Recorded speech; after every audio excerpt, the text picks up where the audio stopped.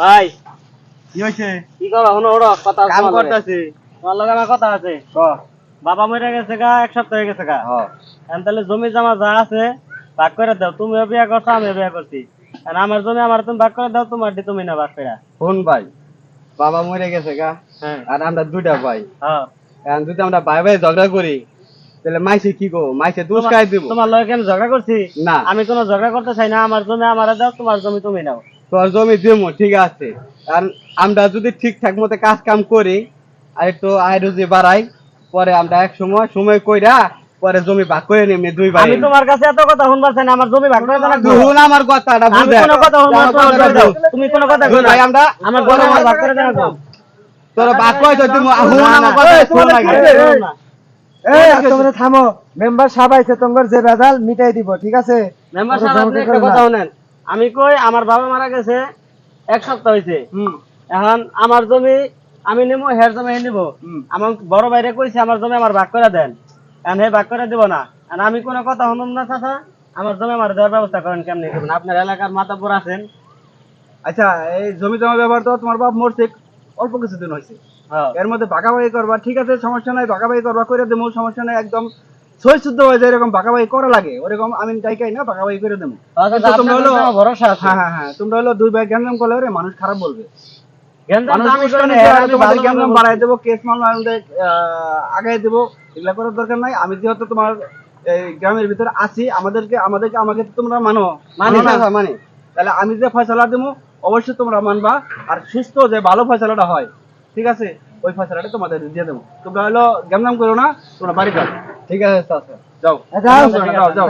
এলাকার ভিতরে কি একটা গ্যামজাম শুরু হয়েছে, জায়গায় জায়গায় গ্যামজাম, পোলাবান মাথার পিছ লাগে না, সেদিনকে হইতে দেখলাম সেই পোলাবান মনে করো যে এখানকার জমি জামাই 16 বছর 17 বছর বয়স হয়েছে হেনে বিয়ে করাইয়া কি একটা বিশৃঙ্খলা বাজাচ্ছে এলাকার ভিতরে, এগুলা প্রত্যেক দিন মনে করে একটা করে সালিশ করা লাগে। কি করবেন মেম্বার সাহেব অল্প বয়স উচঙ্গা বয়স পোলাহানের রক্ত গরম পোলাপান এরকমই হবে বোঝো তাহলে আর এইরকম পোলাপান হবে বলেই এই অবস্থায় বর্তমানে যে বিচার হয় সেই রকম বিচারই করতে হবে।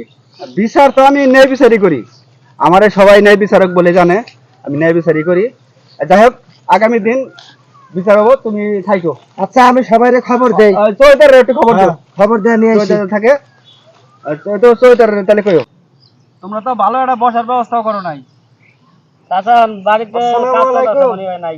ওয়ালাইকুম আসসালাম। আজ মেম্বার সাহেব অবস্থা তো ভালো না গ্রামের, কি হয়েছে? অনেকের কাছে বলতে গেলাম অনেকে কয় আগর দুই ভাইয়ের ঝামেলার মধ্যে আমরা নাই, ওরা নাকি মাঝে মধ্যে ঝগড়া বিবাদ করে থাকে। শহীদারে বললাম শহীদার ব্যস্ততা দেখাইলো। আসলে বর্তমানে যে অবস্থা চলতেছে আমাদের মনে হয় আর এই দেশে থাকা যাবে না, শহীদার পর্যন্ত এখন আমগরের উপরে খুব খারাপ। তো এনে আপনি আছেন আগরে দুজনে একটু ফয়সালা করে দেন, ওরা জানি ভালোভাবে থাকতে পারে, কেউ না আসলেও সমস্যা নাই, ওরা যদি ভাই ভাই মিল করে খাইবার পারে এটাই বেটার হইবে। ঠিকই বলছো। আচ্ছা আমি যে ফয়সালা দিব তোমরা কি মানবা? চাচা মানবেন আপনি যা করবেন আপনি এলাকার চাচা মানবো, আমি মানব। যাই হোক জমি জমার ব্যাপার, তোমার জমি কেউ নিবে না, না তোমার জমি তোমাদেরই থাকবে। অতএব গ্যামজাম সৃষ্টি না কইরা দুজন মানুষ দুই ভাই তোমরা, যেহেতু অন্য কোনো শরিক নাই সেহেতু জমি জমা যা আছে সকল কিছু এক জায়গায় থাক, তোমরা কাম কাজ করো আর খাও। তোমরা যখনই ফ্যামিলি বাইরে যাবো, ফ্যামিলি মেম্বার বাইরে যাবো, তখন তোমরা জমি জমা ভাগ করে নিবা। এখন তোমার জমি জমা ভাগ করে নেওয়ার মতো বয়স আমি মনে করি হয় নাই। ঠিক আছে তোমরা তারপরে আর একটা কথা আছে মেম্বার সাহেব, হ্যাঁ কও। জমি জমার ব্যাপারে দেখা যাইতেছে ওই বেশি সময় দেয়, কথা বুঝছেন, আবাদ বসতে ওই বেশি সময় দেয়, হে বেশি সময় দেওয়ার পারে না। এখন যদি ওরা ভাগ বাটোরা কইরা নেয় তাহলে ওর জমিনে কোনো চাষই হইব না,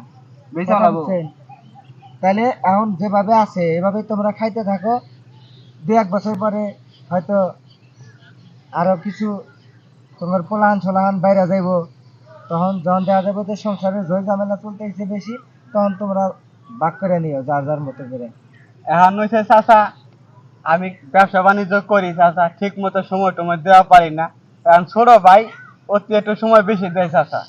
কারণ আমি কইছি তুই মাঠে ঘাটে কাজ কর, আমি ব্যবসা বাণিজ্য করতেছি, তারপরে এক সময় বৈশা আমরা জমি ভাগ করে নেবনি।